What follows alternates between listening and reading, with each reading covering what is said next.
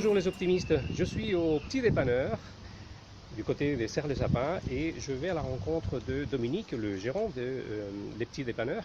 Mais nous allons parler d'autre chose, nous allons parler de palettes. Voilà, rendez-vous tout de suite donc avec Dominique Campagne. Bonjour Dominique. Bonjour Hector. Dominique Dom. Dom plutôt. Voilà, et responsable du Les Petits dépanneurs ou Les Petits Dep. Le petit dépanneur comtois tout simplement, Voilà. hein, depuis 30 ans. Depuis 30 ans. Bon, aujourd'hui, on ne va pas parler des petits dépanneurs. On va parler de la belle palette parce qu'en plus d'être gérant du petit dépanneur, tu es responsable aussi de cette marque, la belle palette. Alors oui, en effet, c'est du bois de récupération et souvent issu de palettes et qu'on démantèle complètement pour valoriser, transformer et recycler. Donc la palette devient un objet ou un meuble complètement designé. Alors Dominique, pourquoi les palettes? À quel moment tu décides de récupérer et faire des meubles, des belles choses, hein? Oui, alors dans notre métier, on dit qu'on est producteur de déchets. Alors, producteur de déchets, on a des palettes de nos fournisseurs pour livrer les différents produits. Et à un moment donné, j'ai trouvé que c'était des jolies planches, c'était de la matière première. J'en ai démonté une pour réaliser une chaise, comme on la verra tout à l'heure. Et ensuite, il y a eu des demandes, des gens qui m'ont dit « Ah, mais c'est beau ce que vous faites, etc. » Donc on a fait d'autres produits, puis on s'est laissé prendre au jeu, et puis on s'est dit pourquoi pas tenter l'aventure. En plus il y a une vraie tendance par rapport à ce développement, donc on s'est laissé tenter, puis à ce que là on est tombé fou amoureux de cette idée de palette.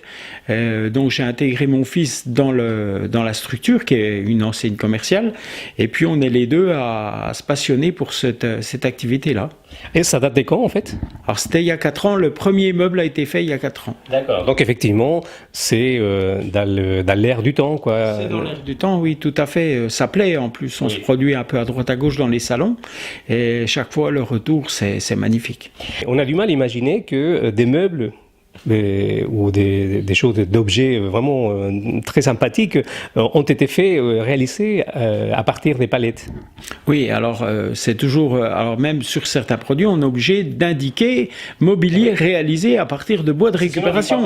On n'y croit pas, mais il ne faut pas oublier une chose, c'est qu'une planche, c'est de la matière première, on en fait soit un meuble, soit une palette. Ouais. Et nous, je trouve qu'il est dommage de jeter ces belles planches qui sont de la matière première. En plus, elle est gratuite. De la jeter, c'est dommage, c'est un sacrilège, quoi. C'est du gaspillage. Dans votre concept, il y a les mots, par exemple, local, écologique, artisanal, design, c'est-à-dire qu'effectivement, hein, ce n'est pas parce que c'est des palettes que ça ne peut pas être un objet, un très très beau objet, un joli objet, hein. Alors, le but d'un artisan, c'est de valoriser son travail.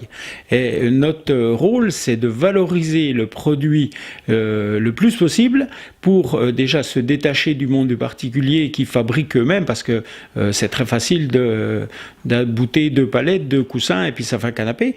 Donc nous, ce qu'on veut, c'est se différencier de ces gens qui bricolent en créant des réalisations qui sont complètement folles, quoi, pour ne plus penser que c'est du bois de palette. Il y a des projets, on en parlera bien évidemment, mais est-ce que tout le monde peut réaliser des objets avec les palettes? Alors, bien sûr, tout le monde peut réaliser. Dans un premier temps, il faut des idées. Oui. Dans un deuxième temps, il faut de la matière première, des palettes. Alors, des palettes, on peut en récupérer un petit peu partout, à droite, à gauche, dans les entreprises.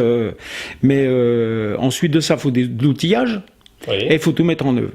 Et c'est là que la différence se fait, pour nous en tout cas, parce qu'on bénéficie de l'avantage de l'atelier du petit dépanneur et d'un matériel relativement sophistiqué. On a des déligneuses, on a une scie à panneaux, on a des scies circulaires, du ponceuses, etc. Donc on est relativement bien équipé. En plus, on dispose d'un atelier, oui, pour travailler. Tout est installé. On n'est pas obligé de ranger comme à la fin de la journée dans son sous-sol pour ranger la voiture. Donc nous, c'est pratique. Puis on est à la base, on est des menuisiers, donc c'est très facile pour nous de réaliser ce genre de choses. Donc, on parle également des chutes de bois, c'est-à-dire il n'y a pas que des palettes. Alors, chute de bois, pourquoi? Parce que dans certaines réalisations, c'est plutôt le bois dans la récupération en général. Oui. On a réalisé des objets à partir de planches qui étaient destinées à faire qui étaient des rayonnages. Donc, une fois les rayonnages démontés, on va acheter les planches. Maintenant, on va les transformer.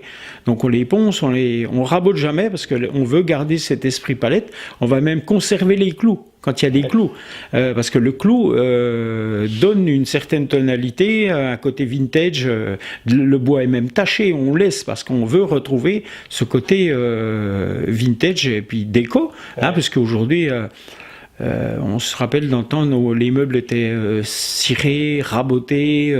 Aujourd'hui la mode a bien changé et on accepte de s'asseoir sur un tabouret qui n'est pas raboté. Ouais, hein, ouais. C'est la mode. Je disais tout à l'heure, effectivement, moi je suis pas très manuel. Il paraît que dans vos projets avec ton fils, il va y avoir peut-être la possibilité de venir se former.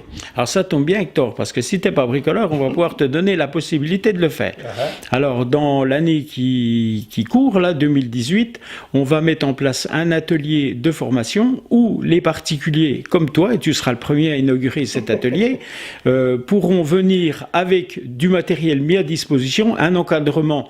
On sera là pour vous expliquer, il y aura des plans, les machines seront à disposition, avec bien sûr de la sécurité, parce qu'il ne faut pas oublier la sécurité, et vous repartirez avec l'objet que vous aurez réalisé. Alors ça, c'est pour la partie particulier. Et on a un projet, puisqu'on a des demandes d'écoles qui nous demandent pour former des professeurs en vue de créer des ateliers éducatifs avec les enfants. Par exemple, des petits pourront faire à la fête des mères un petit cadeau en bois pour la maman, un porte-clés, n'importe quoi. C'est ça qui est intéressant, hein, parmi les travaux que vous avez faits. Par exemple, il y a une sorte d'arbre de Noël. C'est-à-dire qu'à un moment donné, si on a le choix entre couper un arbre en vrai et puis faire à partir des palettes, ça peut être aussi intéressant. Hein. Bien sûr. Alors à Noël, par exemple, le thème, ce sera, si on fait des ateliers à Noël, le thème, ce sera les sapins de Noël. Voilà. Okay. Alors à partir des planches qu'on va récupérer, le stage commencera vraiment du début à la fin, c'est-à-dire de la palette, on la démonte, on travaille le bois, on coupe et à la fin on repart avec un sapin de Noël. Lors de la première visite que j'ai réalisée ici dans l'atelier, je t'ai vu avec des morceaux de bois que pour moi personnellement ça ne sert à rien, absolument à rien. Par contre toi tu vois immédiatement un objet ou quelque chose que tu pourrais faire même si ça vient pas tout de suite. Hein.